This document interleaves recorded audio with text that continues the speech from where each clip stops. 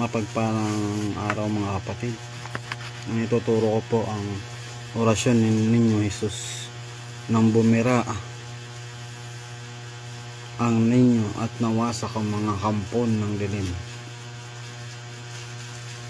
Pwede nyo po ito iip sa tuktok ng pasyente, tubig, tapos painom nyo po.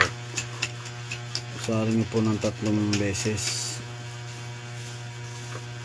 Yan.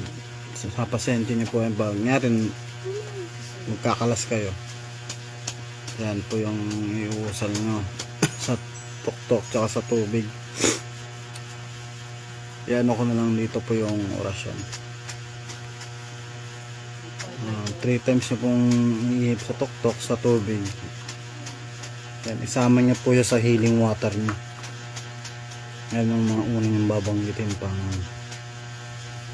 pangwasak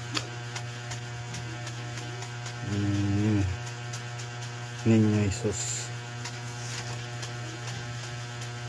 Yan po, maraming po salamat. Follow and share po.